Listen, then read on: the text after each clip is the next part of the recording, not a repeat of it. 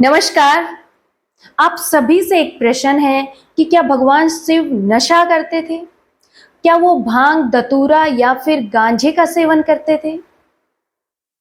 बताइए। तो देखिए, आज की वीडियो बहुत ही ज्ञानवर्धक होने वाली है। आप कोई भी वीडियो को स्किप ना करें और इस वीडियो को ज़्यादा से ज़्यादा लोगों तक शेयर करें। तो बताइए, क्या भगवान शिव नशा करते थे? देखिए, आज के टाइम में उनके अनुयायी उनके नाम पर चिलमे फूकते हैं, भांग खाते हैं, धतूरा खाते हैं। कहते हैं हम भगवान शिव के अनुयायी हैं, उनके प्रसाद के रूप में इसका सेवन कर रहे हैं। देखिए, आप सभी से हाथ जोड़कर विनती है कि भगवान शिव के नाम को बदनाम ना करें। वो किसी प्रकार का कोई नशा नहीं करते थे, बल्कि देवताओं द्वारा जब समुद्र मंथन किया गया था तो उसके समय हलाहल विष निकला था। अगर वो विष धरती पर गिरता तो पूरी सृष्टि का नाश हो जाता। तो भगवान शिव ने पूरी सृष्टि को बचाने के लिए इतना खतरनाक विष था, उसको अपने कंठ में रख लिया। इसलिए उनके कंठ को नीला दिखाया जाता है ना, तो उनका कंठ नीला पड़ गया।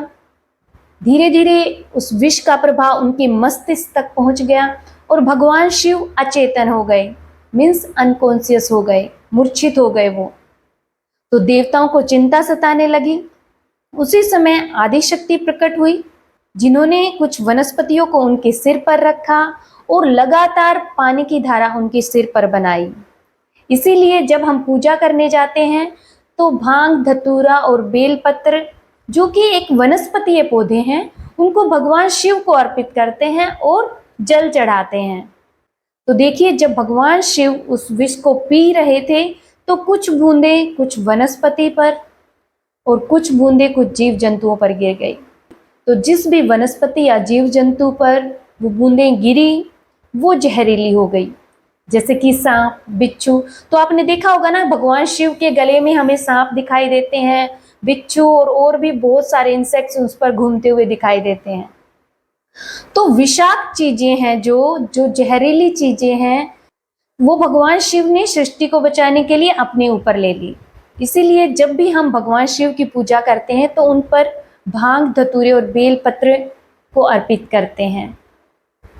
क्यों करते हैं? क्योंकि ये चीजें हमारे लिए नहीं बनी हैं। हम भगवान को अर्पित करते हैं कि भगवान ये हमारे लिए नहीं है, इनको आप ही ग्रहण कर सकते हैं।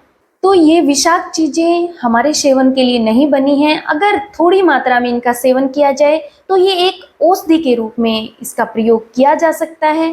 लेकिन जब लोग अपनी वासनाओं को पूरा करने के लिए इसका अंधाधुंध रूप से प्रयोग करने लग जाते हैं तो अपने पूरे जीवन को खत्म कर लेते हैं। वो नशे में धुत पड़े रहते हैं, जिससे वो अपनी सांसारिक लाइफ को पूरा खत्म कर देते हैं।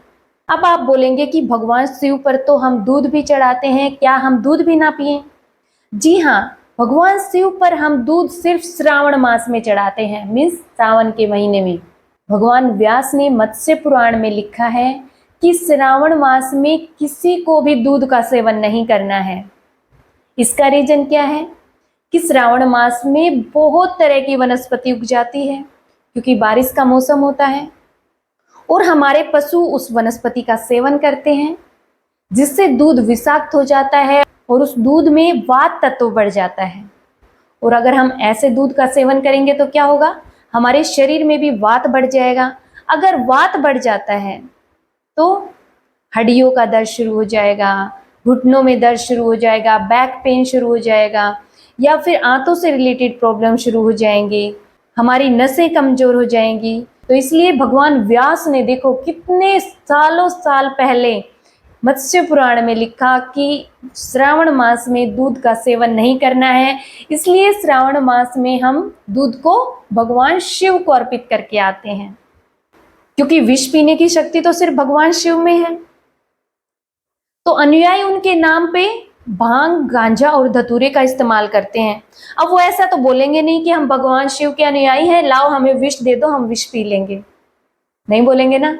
इसलिए वो अपनी वासनाओं को पूरा करने के लिए, क्योंकि हमारी प्रवृत्ति तामसिक है, तो जाहिर सी बात है कि हम गलत गलत चीजों को ही चुनेंगे।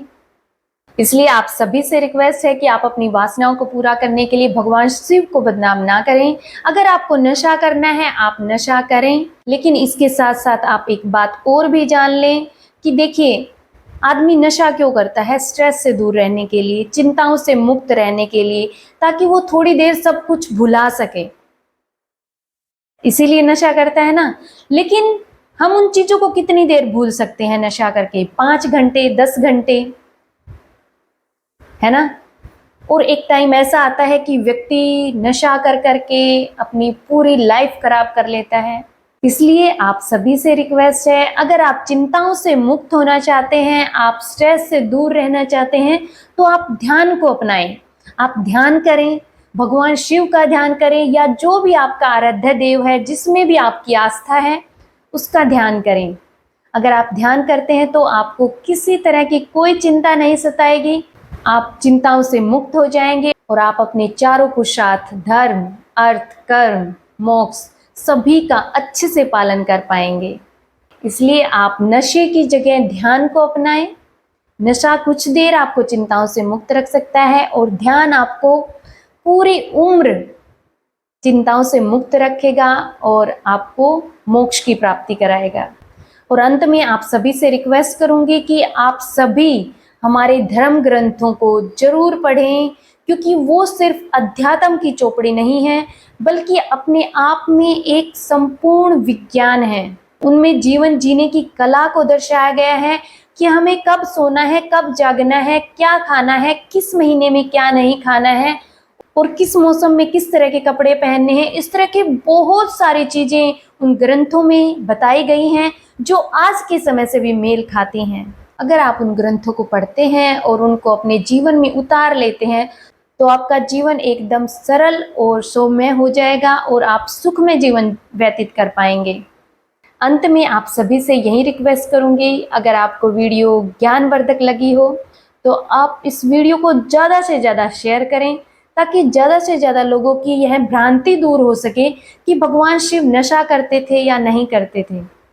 क्योंकि आज के समय में ये प्रचलन सा बना हुआ है, एक बार देखो तो लगता है कि लोग अध्यात्म की तरफ जा रहे हैं, लेकिन उसके पीछे की सच्चाई कुछ और होती है।